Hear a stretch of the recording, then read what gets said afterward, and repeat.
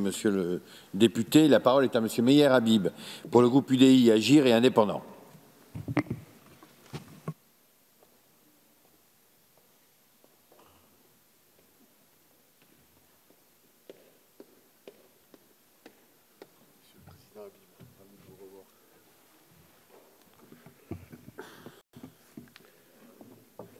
Président Habib.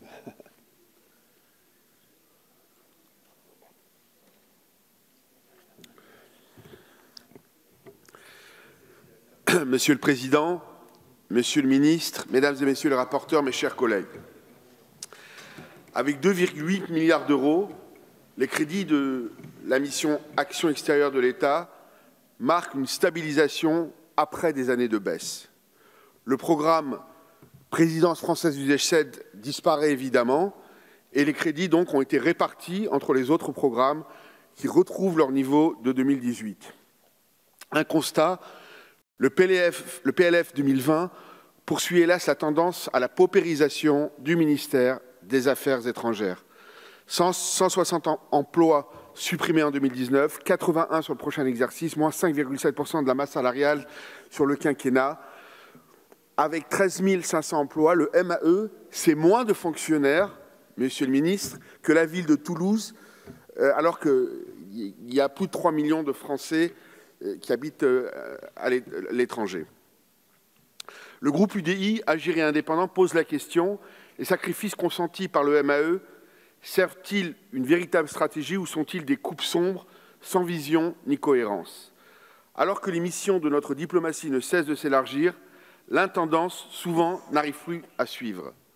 Pourtant, alors que la France est en pointe sur les grands dossiers internationaux, comme la lutte contre le terrorisme, le changement climatique, la crise du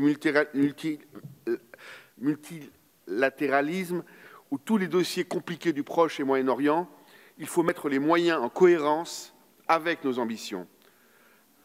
Après ces considérations générales, la mission se décline en 3 programmes. D'abord, le programme 105, Action de la France en Europe et dans le monde, englobe 62% du budget de la mission. Après une forte baisse, la stabilisation des crédits confirme l'appauvrissement de l'action extérieure de la France. Depuis 2018, on enregistre d'ailleurs une baisse de 100 millions d'euros. Point positif, on peut noter la sanctuarisation des crédits de l'action 5 pour la coopération antiterroriste. Positif également, la réforme des réseaux de l'État à l'étranger dans le cadre d'Action publique 2022 est une très bonne chose. Il faut toutefois plus de visibilité et surtout une réflexion sur les missions qui embrassent un éventail trop large et trop disparate. Si je veux saluer le très bon travail de nos personnels diplomatiques, la succession des coups de rabot budgétaires épuise les services. Ensuite, sur le programme 151 Français de l'étranger et affaires consulaires, stable à 373 millions d'euros, notre groupe a un avis mitigé. À noter des progrès indéniables en matière de modernisation des services consulaires financés par l'Action 1, en particulier la dématérialisation des demandes de visa et actes d'état civil marque une nette amélioration. Sur les bourses scolaires, un sujet qui m'est particulièrement cher, le budget a enfin cessé de chuter et se stabilise à 105 millions d'euros, sans compter la soulte constituée au fil des ans. Toutefois, la sous-consommation chronique des crédits nous inquiète et pose le problème des critères de répartition.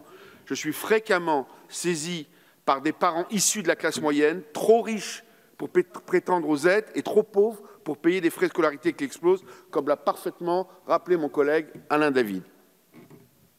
J'appelle à nouveau à une révision des critères, comme je le fais depuis 6 ans. Un point d'attention toutefois, la mise en place des listes électorales et consulaires électroniques. Ces dernières années ont été marquées dans certains pays par de graves dysfonctionnements, Monsieur le Ministre, dans l'actualisation des listes.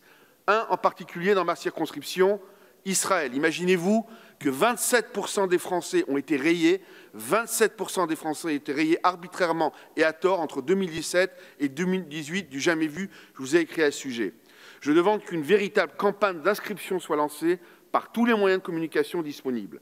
S'agissant du soutien à la vie associative, notre groupe regrette que les dotations du dispositif STAFF restent à 2 millions, très inférieures aux 3,3 millions alloués à la réserve parlementaire jusqu'en 2017. Anne Genetet l'a rappelé tout à l'heure. Surtout, on déplore que des parlementaires français de l'étranger soient exclus des décisions.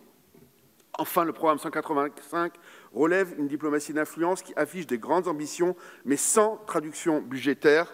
Le groupe UDI, Agir et Indépendants prend acte avec satisfaction que le PLF 2020 marque enfin une pause dans l'effondrement du budget de l'AEFE en hausse de 25 millions d'euros pour atteindre 400 millions d'euros. C'est un point très positif, même si ces crédits supplémentaires ne permettent pas de compenser les 33 millions d'euros annulés sèchement en 2017. Le 3 octobre, vous avez présenté, Monsieur le Ministre, une stratégie très ambitieuse du développement de l'enseignement français à l'étranger. C'est une très bonne chose. Doublement du nombre d'élèves, modernisation des outils pédagogiques et effort de formation, renforcement du pilotage du réseau, dont acte, c'est très bien. Mais par-delà ces 25 millions d'euros, y a-t-il un réel plan de financement où le surcoût va-t-il peser sur les parents d'élèves? Monsieur le Ministre, mes chers collègues, malgré d'indéniables efforts, la trajectoire budgétaire de la mission Action extérieure de l'État nécessite des éclaircissements. Si la France veut tenir son rang et développer une diplomatie efficace, le groupe UDI, Agir Indépendant, votera majoritairement pour ces crédits. Pour ma part, je m'abstiendrai. Merci.